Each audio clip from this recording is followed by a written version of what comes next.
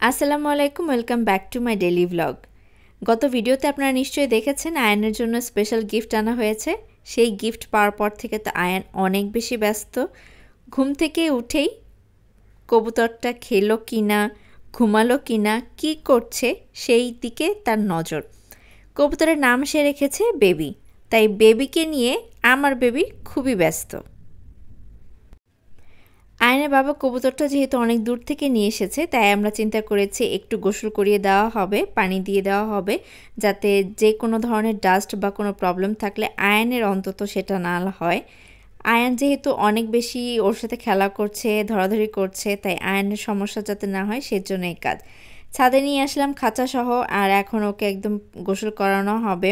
খাঁচাটাও পরিষ্কার করে নেওয়া হবে, কারণ গত পাখিটা মারা যাওয়ার পরে খাঁচায় তো আর কোনো কিছু রাখা হয়নি। আয়ানের বাবা পাখিটাকে একটু পানি দিয়ে ধুয়ে দিচ্ছে। আয়ান সেটা দেখে খুবই মজা পাচ্ছিল, খুবই সে হাসাহাসি করছিল। আর আমি একটু ছাদটা ঘুরে দেখছিলাম ছাদের নতুন কি সংযোজন হয়েছে সেটাই। সকালের এই সময়টায় এত বেশি রোদ, মনে হচ্ছিল একদম মাথা পুড়ে যাচ্ছে, স্কিন জ্বলে যাচ্ছে, এমন একটা অবস্থা। এরপর দেখলাম এটা জবা ফুল, গাছে খুব সুন্দর জবা ধরেছে, 3টা ফুল ফুটেছে, আরও অনেকগুলি এসেছে। দেখতে খুবই সুন্দর লাগছিল, একদম লাল কালার তো সবুজের মধ্যে, দেখতে খুবই সুন্দর লাগছিল।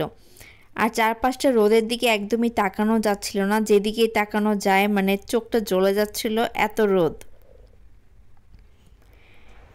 এরপর একদম দুপুরের দিকে রান্নাবান্না প্রায়ই শেষ। একদম মুরগির আলু দিয়ে একদম পাতলা পাতলা ঝোল, পাতলা ডাল, আয়ানের জন্য তরকারি রান্না করা হয়েছে আজকে মুরগির মাংস, আর মাছ আর সবজি আম্মা আগেই রান্না করে রেখে দিয়েছে।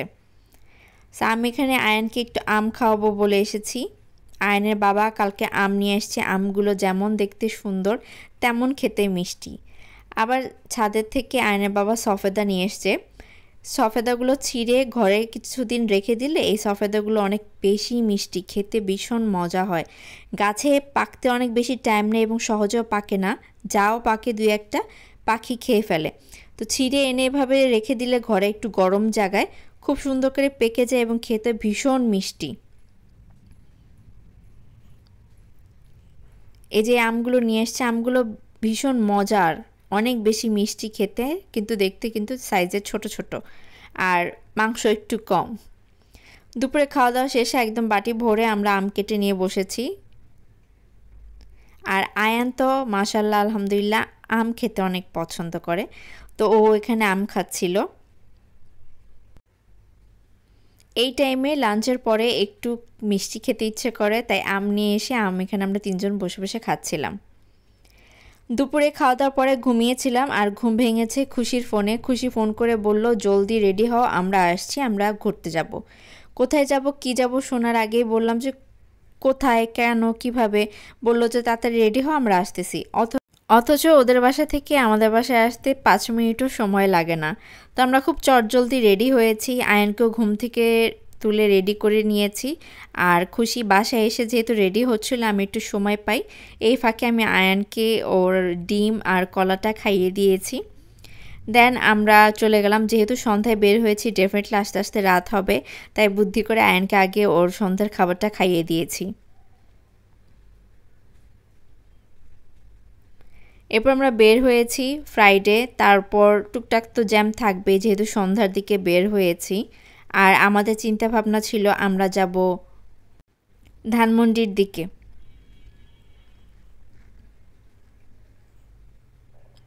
এখানে যাওয়ার পথে আমি সুজনকে জিজ্ঞেস করছিলাম, দুজনে বলাবলি করছিলাম যে আজকে আমাদের টোটালি প্ল্যান ছিল না আমরা বাসা থেকে বের হব, বাসায় রেস্ট নিব, আমার একটা চিন্তা ভাবনা ছিল, কারণ বাইরে অনেক রোদ, অনেক বেশি গরম।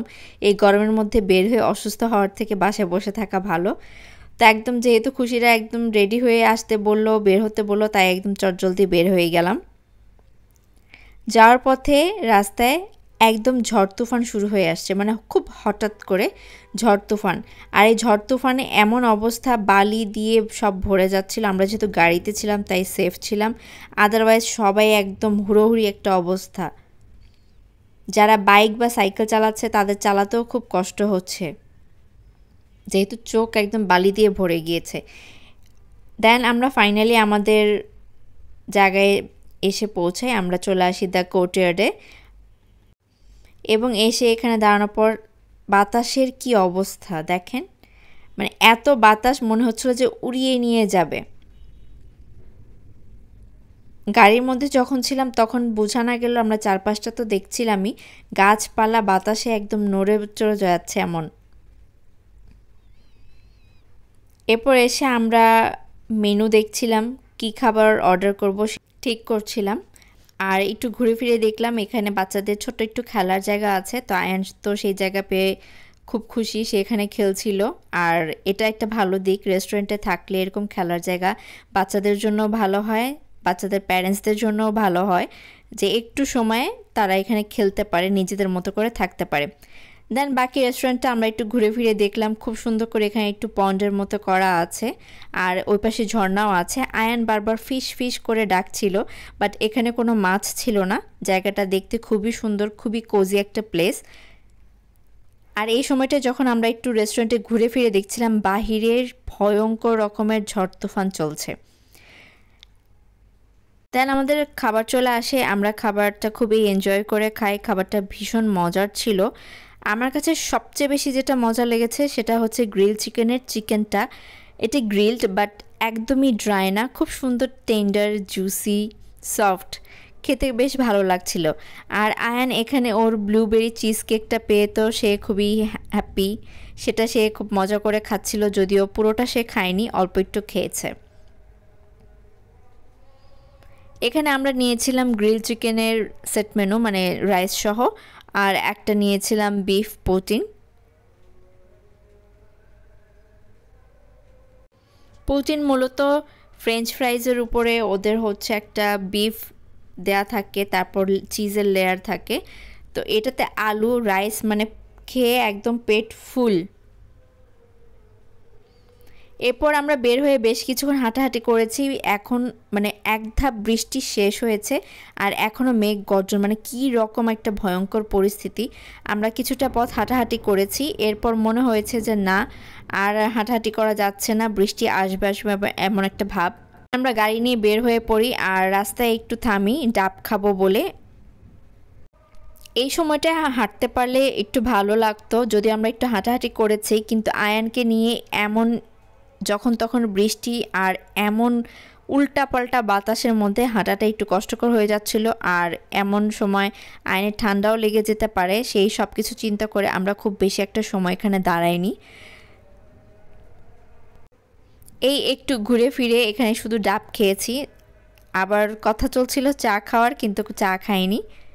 আমরা ভেবেছিলাম কোর্টইয়ার্ডের পার্কে গাড়িটা রেখে আসবো, যেহেতু সেখানে পার্কিং আছে, সো একটু হাঁটাহাঁটি করব, কিন্তু বৃষ্টির কারণে আমরা সেটা আর করিনি।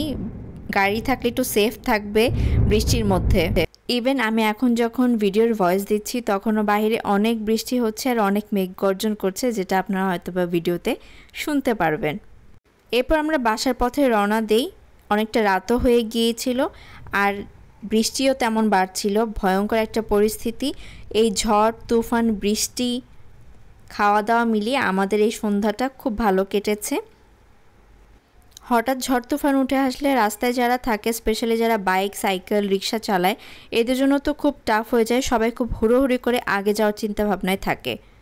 এই সময় এত তাড়াহুড়া করে গাড়ি চালিয়ে দুর্ঘটনা ঘটার থেকে উচিত যে কোনো একটা সেফ প্লেসে দাঁড়িয়ে যাওয়া, একটু সময় নিয়ে বাসায় ফেরা। আজকে ভিডিও এই পর্যন্তই, আল্লাহ হাফেজ।